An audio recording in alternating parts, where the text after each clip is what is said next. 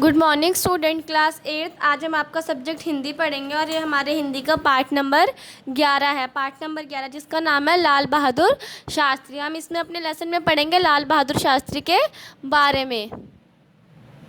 इसमें हम लाल बहादुर शास्त्री के बारे में पढ़ेंगे कि उनका जीवन जो था वो कैसे व्यतीत हुआ या फिर वो कैसे बड़े हुए। तो स्टार्ट करते हैं चैप्टर। बात पुरानी है। 5-6 साल का एक छोटा लड़का स्कूल से घर लौट रहा था। उसका कोई सहपाठी भी था। रास्ते में आम का बगीचा पड़ता था। लड़कों ने देखा कि पीले पीले रसीले आम वृक्षों पर लटक रहे हैं। क्या हुआ कि एक 6-7 साल का छोटा बच्चा था, जब वो स्कूल से लौट रहा था अपने दोस्तों के साथ, तो उसने क्या देखा कि रास्ते में एक आम का बगीचा है और आम पर क्या हो रहे हैं, पीले पीले आम लटक रहे हैं। उसके मुंह में पानी भर आया और आसपास से ईंट पत्थर उठाकर वह अनाधुन आम तोड़ने लगा। क्या हुआ कि उसने रास्ते में से पत्थरों को उठाया और पेड़ पर आम तोड़ने के लिए मारने लगा। लेकिन छोटा लड़का चुपचाप एक कोने में खड़ा रहा। साथियों ने उसे उकसाया, अरे भूत सा क्यों खड़ा है नन्हे, तू भी क्यों नहीं तोड़ लेता 2-4 आम। लेकिन नन्हे ने अंतकरण ने चोरी से आम तोड़ने की अनुमति नहीं दी। फिर भी पास लगे फूलों पर उसका जी ललचा गया और उसने गुलाब का एक फूल तोड़ लिया। इसी बीच बगीचे का माली डंडा फटकार कर और गालियां बकता वहां आ थमका। जैसे ही उस बच्चे ने क्या करा, गुलाब का फूल तोड़ा, तभी उसका माली अपना डंडा लेकर आ गया। उसको देखते ही और लड़के तो भाग खड़े हुए, लेकिन नन्हा जहाँ का तहाँ खड़ा रहा।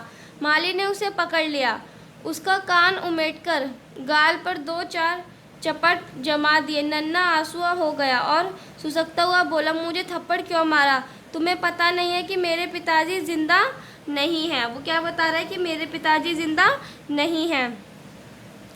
तब तो तुझे 2 थप्पड़ और लगाने चाहिए। बिना बाप के बच्चों को कभी चोरी नहीं करनी चाहिए। तुम्हें अच्छा बनना चाहिए, बहुत अच्छा। नन्हे को लगा जैसे माली के रूप में उसके जीवन की दिशा बताने वाला कोई गुरु मित्र खड़ा है। उस बच्चे को लगा कि उसके जीवन में ऐसा, मतलब कि जो उसे डांट रहा है, कि वो उसके जीवन में कोई गुरु है। उसने अपने आंसू पी लिए। उसे अपने अंतर में एक अज्ञात शक्ति जागृति मालूम पड़ी और उसने उसी क्षण संकल्प लिया कि वह अच्छा बच्चा बनेगा। उसने क्या सोचा कि वह एक बहुत अच्छा बच्चा बनेगा और नन्हे ने दिखला दिया। उसका उस दिन का संकल्प थोड़ा नहीं था। वह बहुत अच्छा बच्चा बना। अच्छा बच्चा ही नहीं, अच्छा आदमी भी। इतना अच्छा कि सारी दुनिया उसके गुण गाए और भारत माता को अपने इस सपूत पर गर्व से फूली नहीं समाई। वो नन्हा बच्चा कौन था? वो जो नन्हा बच्चे थे वो लाल बहादुर शास्त्री ही थे। यह नन्हे और कोई नहीं, लाल बहादुर नाम का एक बालक था जो अपनी सच्चाई, ईमानदारी और सेवा भावनाओं के बल पर एक दिन भारत का प्रधानमंत्री बना। जो लाल बहादुर शास्त्री थे वो हमारे भारत के दूसरे प्रधानमंत्री थे। भारत के इस गौरवशाली प्रधानमंत्री का जन्म 2 अक्टूबर सन 1904 को मुगल सराय में हुआ था। इनका जन्म था वो कहाँ हुआ था? 2 अक्टूबर को हुआ था मुगल सराय में।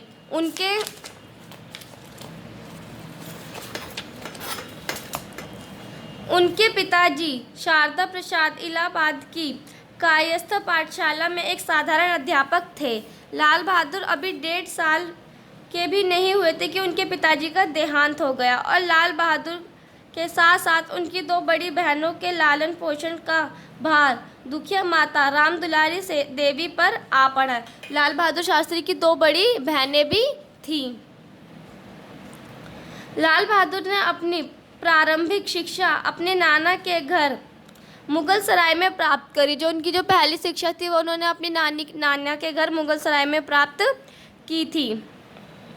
10 वर्ष की आयु में जब उन्होंने 6ठी कक्षा पास की, तब परिवार के सामने उनकी माध्यमिक शिक्षा की समस्या आई। उनके मौसा काशी में रहते थे। तब वहाँ की नगर पालिका के हेड क्लर्क थे। जो उनके मौसा थे वो नगर पालिका के हेड क्लर्क थे।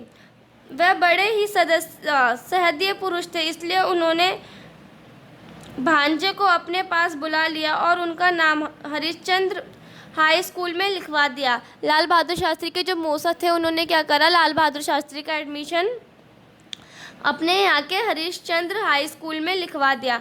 अभावों का कांटा वहाँ भी चुभता रहा, किंतु सौभाग्यवंश विद्यालय के प्रधान अध्यापक ने निःशुल्क शिक्षा की व्यवस्था कर दी। मित्रों की कृपा से पुस्तकों का भी प्रबंध होता रहा और लाल बहादुर विद्याध्ययन करता रहा। उन दिनों उस बालक को एक एक पैसा जुटाना भी भारी पड़ जाता था। एक बार तो पास में पैसे ना होने की वजह से नाव की उतराई ना दे सका और उसने बनारस की चौड़ी पाट वाली गंगा तैरकर पार की, किंतु निर्धनता उस वीर बालक के अदम्य साहस को नहीं तोड़ पाई। क्या हुआ, एक बार लाल बहादुर शास्त्री ने, उनके पास स्कूल जाने के लिए नाव में भी पैसे नहीं थे, तो उन्होंने क्या करा, पैदल ही तैरकर ही गंगा पार कर ली।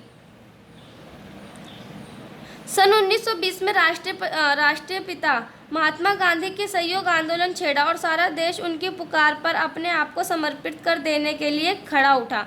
बड़े बड़े लोगों ने सरकारी नौकरियां छोड़ दी, वकीलों और बैरिस्टरों ने मोटी मोटी कमाइयों को ठुकरा दिया और छात्र स्कूलों और कॉलेजों से बाहर निकल पड़े।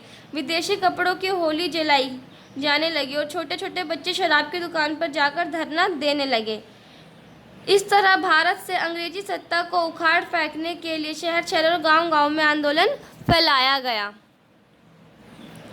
इस उफान और फुतान ने लाल बहादुर की आत्मा को भी झंझोड़ दिया। उस समय उनकी उम्र कोई 16 से 17 वर्ष की थी। मित्रों ने समझाया, सगे संबंधियों ने आगा पीछे सुझाया, किंतु लाल बहादुर के हृदय में धधकते हुए देश प्रेम ने उन्हें चैन से नहीं बैठने दिया और अंत में माँ ने भी कह दिया, बेटा जो कुछ भी करे सोच समझ कर करो, मैं तुम्हारे साथ दूंगी। उस समय लाल बहादुर बड़े धर्म संकट में थे। परिवार की स्थिति उनके पैरों पर बेड़ी डाली हुई थी। माँ और बहनों की आशाओं के वे केंद्र में वही थे, किंतु देश परिवार से भी बड़ा था। जननी से बड़ी भारत माता थी। लाल बहादुर अपने परिवार की चिंता छोड़कर असहयोग आंदोलन में कूद पड़े और शीघ्र ही बंदी बना लिया गया। उनके मन में राजनीतिक सेवाओं के लिए जो ज्योति इस प्रकार प्रज्वलित हुई वह जीवन भर जलती रही। इसमें लाल बहादुर को जो उनके मन में जो देश भावना थी या जो प्रेम थे देश के लिए, वो उमड़ आया और वो भी आंदोलन में आ गए। सन 1922 ईस्वी में गांधी जी ने असहयोग आंदोलन बंद कर दिया और अपने साथियों से हिंदू मुस्लिम एकता, अक्षुद्रता द्वारा तथा खादी से संबंधित रचनात्मक कार्य करने को कहा। 2.5 वर्ष तक जेल में रहने के बाद जब लाल बहादुर बाहर आए तब उन्होंने भी अपने कोई रचनात्मक कार्य में लगा देना चाहा, किंतु शुभ चिंतकों ने सलाह दी कि पहले ही अपनी अधूरी शिक्षा पूरी कर लो। उन्होंने भी यही उचित समझा और अपना नाम काशी विद्यापीठ में लिखवा दिया। इस विद्यापीठ से लाल बहादुर जी ने 1925 में शास्त्री की उपलब्धि प्राप्त की। अब शास्त्री जी ने के सामने यह सवाल था कि वह आगे क्या किया जाए। यह संभव से शांत तथा परिश्रमी थे और देश की परिस्थितियों ने उनके हृदय में सेवा की जो लो जगा दी थी, इसलिए उन्होंने सरकारी नौकरी करना है समझा और वह लोक सेवा मंडल में चले गए,